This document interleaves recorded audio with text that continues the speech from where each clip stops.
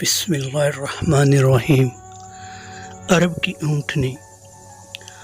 قبیلہ عرب کی ایک لڑکی ایک لڑکے پر عاشق ہو گئی۔ مجاز کا بھوت دونوں کے سر پر چڑھ کر ناچنے لگا۔ مختصر یہ کہ دونوں نے بھاگ کر شادی کرنے کا فیصلہ کر لیا۔ لڑکی نے کہا، میرے پاس ایک تیز رفتار اونٹنی ہے، ہم رات کو ندی پار کر کے دوسرے شہر روانہ ہو جائیں گے۔ لڑکے نے بھی ہاں کہہ کر رضامندی کا اظہار کیا۔ رات کے پچھلے پہر وقت مقررہ پر دونوں ندی کنارے اکٹھے ہوئے۔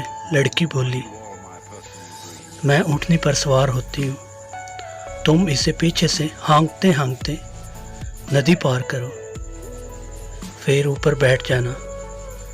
ندی پار کر کے لڑکے نے کہا، مگر ایسا کیوں؟ میں بھی تمہارے ساتھ ہی بیٹھ جاتا ہوں، ہانکنے کی کیا ضرورت ہے؟ خود بخود چل تو رہی ہے۔ لڑکی نے کہا، اس کا باپ بھی ہمارا پالتو اونٹ تھا، اس کی عادت تھی کہ وہ بیچ ندی میں جا کر بیٹھ جاتا، پانی دیکھ کر مست ہو جاتا اور مارنے پیٹنے پر بھی ڈھیٹ بنا رہتا۔ یہ اونٹنی بھی پانی میں جا کر بیٹھ جاتی ہے، عادت ہے اس کی بھی، تو اس لیے تم سے کہہ رہی ہوں کہ اس کو پیچھے سے ہانکتے جانا، پھر نہیں بیٹھے گی اور ہمارا وقت بھی بچ جائے گا۔ ہم صبح ہونے سے پہلے شہر سے دور نکل جائیں گے۔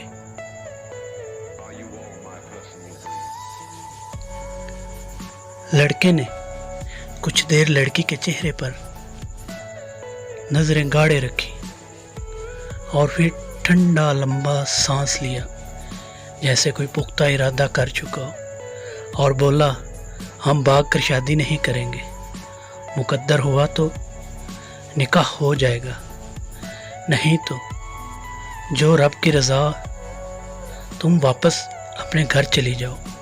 لڑکی نے کہا، مگر کیوں؟ اچانک کیا ہو گیا تمہیں؟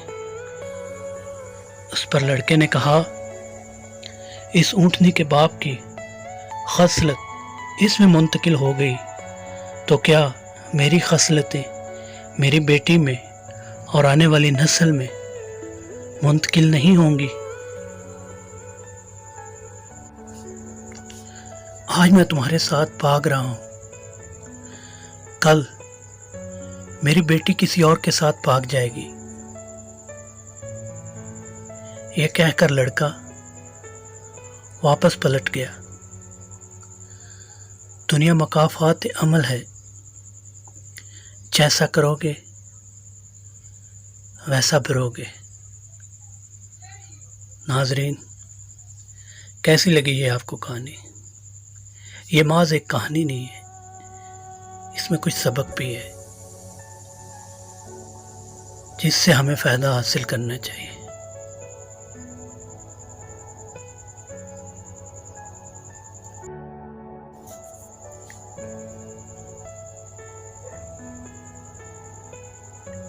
ویڈیو دیکھنے کا شکریہ۔ اگر آپ میرے چینل پر نئے ہیں تو برائے مہربانی میرے چینل کو سبسکرائب کر دیں، لائک کریں، کامنٹس کریں اور اپنے دوستوں میں شیئر کریں۔